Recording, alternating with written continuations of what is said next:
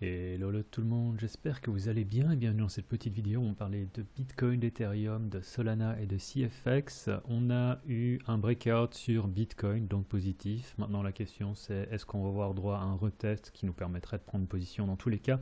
Stop serré. Le stop pour moi c'est clairement un truc qu'on mettrait ici en dessous à 27,7. Je ne veux pas qu'on vienne rechercher à aucun moment plus bas qu'ici. Oups, excusez-moi pour le bruit que vous pouvez entendre dans le fond, mais je ne suis pas du tout dans l'idée que les prix reviennent plus bas que les 27,7. Bref, à ce niveau-là, le stop il est très très bien défini si jamais on a un retest. Donc à ce niveau-là, c'est assez simple. J'ai dit au début qu'on allait également parler de Sol et CFX. Pourquoi? Parce que suite au breakout, on peut voir qu'il y a un ensemble de tokens, de coins qui ont surperformé. Pas énormément, il y en a quelques-uns, c'est-à-dire qu'il y a eu Solana, il y a eu Conflux. Pourquoi je parle de ces deux-là? Il y a eu FTM aussi, mais dans une moindre mesure, au sens où Bitcoin a fait 6% et le reste a fait, on va dire, FTM a fait 8-9, on va dire. Solana a fait 10, et puis tous les autres, je les connais pas. Conflux, en fait, je connais pas trop non plus, mais il a été un peu en mode, il a été chillé pas mal sur Twitter en mode l'Ethereum chinois. Donc je me suis dit, ok, il y a un mème, il y a de quoi prendre éventuellement des trades, donc je regarde ça du coin de l'œil. On a déjà eu un joli pump, j'ai réussi à prendre un trade dessus, donc je suis assez content. C'est pour ça que je veux également parler de ça. Sur BTC, on a eu des liquidations, on a un peu de volume, donc c'est positif. Et à ce niveau-là, je pense pas que ce soit. On verra si c'est un fake out. Si jamais on vient former un retest, déjà si on fait un retest, ce sera, on va dire, middle pour moi. J'ai pas trop envie qu'on vienne retester la zone de breakout. J'espère davantage qu'on vienne entre les deux, dans le sens où si on regarde en une heure, on a cette mini consolidation, et ce que je voudrais voir c'est davantage qu'on ait la petite consolidation, qu'on vienne taper vite dedans et en fait qu'on continue à former un truc euh, comme ça sur BTC. Je serais plutôt chaud plutôt que de rechercher à nouveau à retester la zone de breakout. Donc ça part un peu dans tous les sens cette analyse, donc je vais reprendre, d'habitude je le fais toujours dans l'ordre, et ici du coup, hop, ok. Donc en hebdo, on a eu cassure, on a eu la consolidation. J'avais dit à tout moment, bah voilà, c'est pas négatif ce qui se passe, on a simplement un peu de chop, on a une cassure. Là, l'idée c'est de se dire que bon, on a cette consolidation là, donc potentiellement, je pense qu'on peut venir faire un peu de consolidation au sein de cette ancienne consolidation justement, avant d'aller avoir un autre breakout qui viendrait chercher les 35K. 35K qui serait ma nouvelle target. Mais dans un premier temps, avant d'aller chercher ça, je pense qu'on a de quoi consolider au cours des prochaines semaines. Et potentiellement un mois de mai qui pourrait être beaucoup plus positif, continuer à aller dans le vert. Donc pourquoi je parle de cette petite consolidation ici? Daily, cassure. Qu'est-ce qu'on a à faire dans ce genre de cas? C'est d'attendre un retest, mais je ne suis pas certain de vouloir voir un retest, en tout cas pas immédiatement. Et quand on a ce genre de petite consolidation, on a généralement tendance à continuer à utiliser les niveaux qu'on avait auparavant. C'est pour ça que quand on regarde ici, je montre carrément 4 heures, on avait, on avait l'ancien range, hein. Enfin c'est une petite consolidation avec mid-range et haut du range, où on peut voir qu'on est venu taper dans la partie haute du range, et le bas du range nous servait de résistance qu'on a cassé maintenant, donc il faut espérer qu'on vienne se trader. Donc à ce niveau-là, moi j'ai vraiment pas short, on oublie totalement, sauf si jamais on vient casser à nouveau les 27,7 comme j'ai dit, c'est-à-dire que cette petite consolidation là, support, enfin c'est une petite consolidation avec la mort de la volatilité, tout le monde était en mode qu'est-ce qui se passe là? Généralement, lorsqu'on a une perte de volatilité, c'est une consolidation avant expansion, et c'est ce qui s'est passé ici. Donc très très positif, je suis assez content de ce qui s'est passé. Mais si jamais on vient retrader ici en dessous, pour moi c'est vraiment négatif, et je pense que autant la continuation, il y aura sûrement enfin, ça veut dire qu'on va se retrader à nouveau ici, et j'ai pas envie d'y penser. Donc pour moi, pas de short, très clairement pas. Et pour les longs, c'est du coup, ben, bien sûr regarder si on vient retester la zone de breakout, mais je pense davantage à ici. Donc pour tout ce qui est retest, on va vraiment chercher cette petite zone au 29,2. Je pense pas qu'on vienne plus bas. Et à 29,2, je chercherai déjà à prendre des longs. Dans tous les cas, stop ici. Même déjà, stop ici, on va dire, ici en dessous. On n'est pas... Enfin, le stop le plus safe, c'est ici en dessous. C'est très clairement ça. Donc, c'est à vous d'ajuster votre risque en fonction de la manière dont vous voyez ça. Mais si on vient retester ici, déjà en dessous, si vous voulez prendre une plus grosse position avec... pas un truc que je conseille. Avec un stop plus large ou une plus petite position avec un stop un peu plus tight. C'est à vous de gérer ça, à vous de voir comment vous voulez gérer ça. Donc moi, vraiment c'est la zone ici qui m'intéresse. J'ai envie de voir si on peut retester pour prendre une position. Et ce que je voudrais voir, c'est vraiment, on vient chercher, on a des gens qui passent un peu en mode, voilà, je short, ou qu'est-ce qui se passe, j'ai acheté ici, les prix sont déjà en train de redescendre. On remonte et on vient former une espèce de petite consolidation bullish qui permet d'aller chercher justement vers la partie haute de l'ancienne consolidation de l'année passée. Et on pourrait chercher les 32K. Les 32K, c'est... je pense qu'on pourrait avoir une réaction. C'est-à-dire que je pense vraiment qu'on pourrait avoir un truc où on continue à ranger comme ça, venir former une autre contraction des prix qui sont encore plus grandes. Donc ça, c'est quelque chose que je regarde avant de me dire, bon, ben, on a encore une autre consolidation et on peut aller chercher plus haut.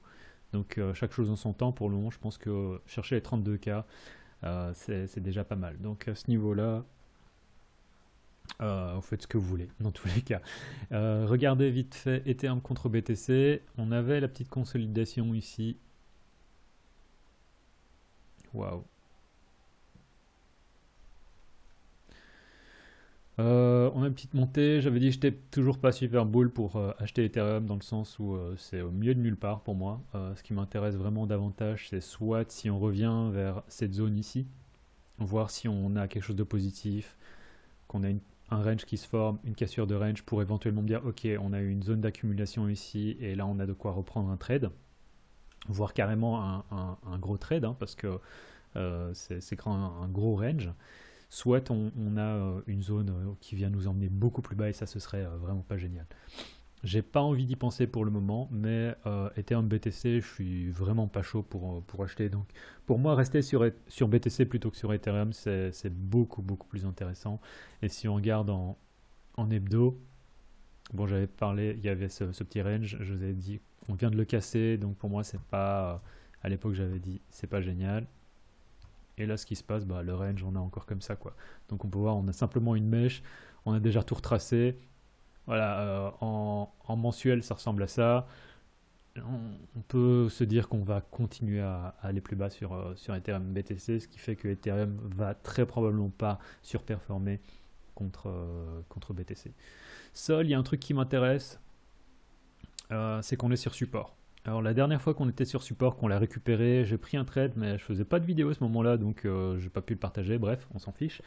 Ce qui m'intéresse, c'est qu'on a une roue sur support et qu'on a, un petit regain de la part des boules donc, cette semaine, et de toute façon, je veux dire, on s'est tellement fait démonter qu'avoir un autre petit rebond, c'est pas impossible. Ça pourrait donner lieu au cours des prochaines semaines à un rebond aux alentours des 50%. On peut voir, parce que d'ici jusqu'à la prochaine résistance, ça pourrait vraiment faire un rebond de 50%, ce qui pourrait être pas négligeable, et amener Solana vers, peut-être pas les 80, même si secrètement j'ai envie, mais vers les 35-36.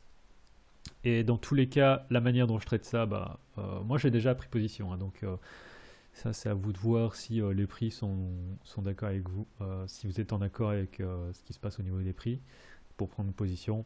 Mais là je suis en mode swing, c'est clairement un truc, c'est du spot, il n'y a pas de levier, je suis prêt à attendre le temps qu'il faut pour sortir de position, si ça prend des jours, si ça prend des semaines, voilà. Et stop clairement ici, stop assez tight, je prendrai la moitié des profits lorsqu'on sera à 1R, je pense même davantage vers $26 pour voir si c'était également là qu'on a résistance. en disant que cette fois on peut casser la résistance, vu qu'on a quelque chose d'assez positif, on peut avoir un rebond de force sur seul compte BTC, ce qui pourrait amener au bout de, je sais pas, des prochaines semaines à avoir un sol qui pourrait aller flirter avec les 34-35 dollars. Donc voilà, d'autant plus que 34-35 dollars c'était là où on était avant le gros dump du AFTX. Donc moi je suis assez confiant par rapport au fait qu'on peut aller rejoindre ces niveaux, voire, c'est-à-dire que je sors de moitié de position à un R, je prendrai encore moitié de position et je garderai une petite partie pour un moonbag en me disant si on peut aller chercher les, je sais pas, les 80 dollars, ça pourrait faire un gros trade qui pourrait payer, je sais pas, ça prendra peut-être des mois, peut-être que ça prendra des semaines, peut-être qu'on n'y reviendra pas. Mais je pense que si on a quelque chose de vraiment bullish qui se met en route sur sol, ça peut aller chercher beaucoup plus haut que ce que je pense, que ce que je peux imaginer. Enfin là je l'ai mis comme ça, je suis même pas convaincu moi-même en vrai, mais voilà, c'est parti du trading, dans le sens où j'aurais déjà pris des profits, enfin minimiser les risques ici, pris des profits là, et je garderai un quart de la position ouverte pour voir si on peut aller faire ce 20R, hein, ce qui ferait, vu qu'il y a un quart de position encore ouverte, ça fait 5R potentiel, ce qui pourrait être pas mal. Ça paierait, je sais pas, ça paierait quelques mois de loyer. Et CFX, alors CFX, il y a un mème hein, sur Twitter, c'est l'Ethereum chinois. J'ai déjà pris un trade ici, donc c'est pas intéressant d'en parler vu que je l'ai déjà pris. Et je l'ai pris totalement par hasard parce que j'ai vu des gens qui en parlaient sur Twitter. C'est un peu un degen play, mais là on est sur quelque chose où on a une espèce de contraction qui se met en place également, hein. Et je suis assez intéressé de voir si on peut pas venir former encore un truc comme ça avec quelque chose qui pourrait également aller chercher beaucoup plus haut, voire avoir des... Je sais pas où est-ce qu'on pourrait aller. Parce que là on est sur du all... Ah non, on n'est pas sur du all-time high. J'ai rien dit. Je pensais qu'on était sur du all-time high. Mais du coup, même si on vient rechercher cette ancienne résistance ici, enfin support, on peut voir qu'à mon avis, on a fait une mèche ici. On pourrait aller chercher ça. Ça pourrait être encore un 2x. Donc c'est le genre de truc, je garde ça à l'esprit. Je suis pas chaud pour acheter ici parce qu'on vient de faire un gros pump. Là, on a une espèce de... Je sais pas, on dirait qu'on a envie de faire aussi peut-être un double bottom pour retracer.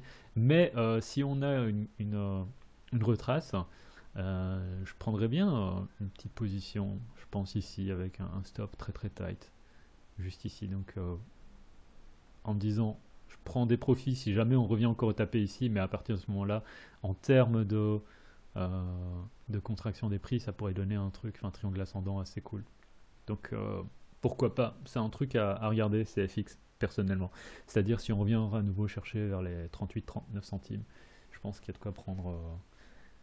quoi prendre, un trade avec un stop encore assez tight vers 36 et 36 cents, dans le sens où on peut voir, hein, on a eu une montée, on a une retrace, on a continué et là on est en contraction, enfin on est en consolidation. Donc les prix avaient déjà avait le loisir, enfin on dumpait déjà ici, hein, parce que ça c'était assez conséquent il me semble. Voilà, 60% de dump en l'espace de quelques semaines. Les prix sont remontés, on peut encore dumper, donc je me dis il y a de quoi prendre un truc. Donc pourquoi pas quoi. Ça c'est un truc à surveiller. D'autant plus qu'on a fait une petite consolidation aussi de quelques jours ici, donc ça devrait offrir du support. Voilà, c'est tout pour la vidéo d'aujourd'hui, en espérant que le contenu vous ait plu. C'était Graph, tchuss.